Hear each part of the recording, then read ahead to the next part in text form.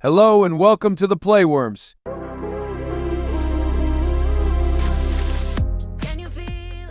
Today we shall be looking at the movie Oppenheimer. The film opens in 1954 at the start of a security hearing for renowned physicist J. Robert Oppenheimer. It jumps between the following years as Admiral Lewis Strauss, accompanied by his aide, is acting against Oppenheimer during a Senate hearing due to believing he has ties to communism, as well as a personal grudge stemming from when the two met back in 1947. Strauss had tried to recruit Oppenheimer to a position at Princeton. Oppenheimer makes a condescending remark about Strauss's background as a shoe salesman, and later Strauss watches as Oppenheimer speaks to Albert Einstein.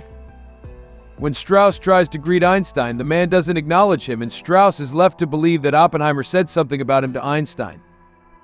Back in 1924, Oppenheimer begins as a physics student at Cambridge under Patrick Blackett. Oppenheimer wants to attend a lecture by Niels Bohr, but Blackett makes him stay behind and finish working on his project. Oppenheimer goes into the cabinet and injects an apple on Blackett's desk with potassium cyanide before sneaking off to Bohr's lecture. The next day, Oppenheimer personally meets Bohr and stops him from eating the tainted apple. Bohr is impressed by Oppenheimer's knowledge and research, and he encourages him to educate himself where he will feel less restrained. Oppenheimer begins studying at the University of Göttingen, where he meets Isidor Rabi and works toward his PhD. Along with Rabi, they meet theoretical physicist Werner Heisenberg, whom Oppenheimer reveres as an influential figure in his work. He later begins teaching at Berkeley back in the States, where he is referred to as Oppie by his peers, including Nobel Prize winner Ernest Lawrence.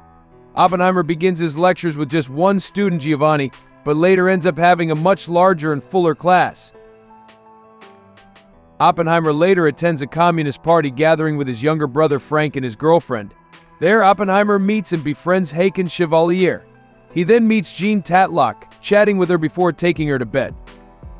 After sex, Jean looks through the books on the shelf and takes one out in Sanskrit, asking Oppenheimer to translate.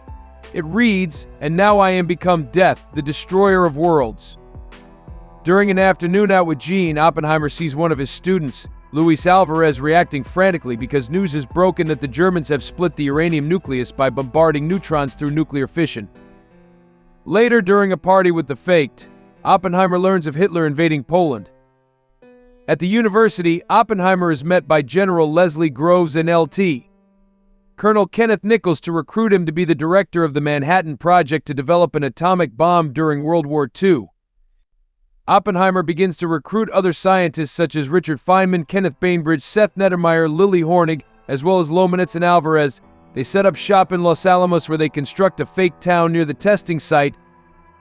Edward Teller is brought in, and after he reviews the schematics and components of the bomb, Oppenheimer and the others realize with horror that in the wrong hands, a hydrogen bomb more powerful than the atomic bomb can be developed and possibly cause a chain reaction that will destroy the world. After some more research, the chances are reduced to near zero. Another flash forward shows Oppenheimer forming a program for the hydrogen bomb with the Atomic Energy Commission. The men gather with their colleagues after the Soviet Union tests their atomic bomb. After Hitler's death, the team continues with the project since they know the Japanese are continuing their wartime efforts. The team carries out several bomb tests. After some time, they perfect their bomb and get ready to initiate what Oppenheimer calls the Trinity test. Everyone gathers at a safe distance at night and prepare for the outcome. The bomb detonates and produces a powerful mushroom cloud and subsequent shockwave. Oppenheimer then repeats the phrase, "And now I am become death, the destroyer of worlds." The team celebrates their success. President Harry Truman later drops atomic bombs on Hiroshima and Nagasaki, which begins to weigh on Oppenheimer's conscience over the resulting casualties. He gives a speech to the team, who are all cheering him on, but he envisions the effect of the bomb incinerating everyone. Oppenheimer later meets Truman, who initially congratulates him on the bomb's development, but when Oppenheimer says he has blood on his own hands, Truman sends him out and calls him a crybaby. We then see the conversation Oppenheimer has with Einstein before Strauss approaches them. One more flash forward in their discussion shows Oppenheimer in 1963 receiving the Enrico Fermi Award from President Lyndon B. Johnson. They talk about the implications that their work in nuclear weapons may have started a chain reaction that has doomed the world. Oppenheimer then sees visions of nukes going off around the world, engulfing the planet in fire and ash. Well, here ends our today's recap. Consider sharing the video and subscribing to our channel to support our work.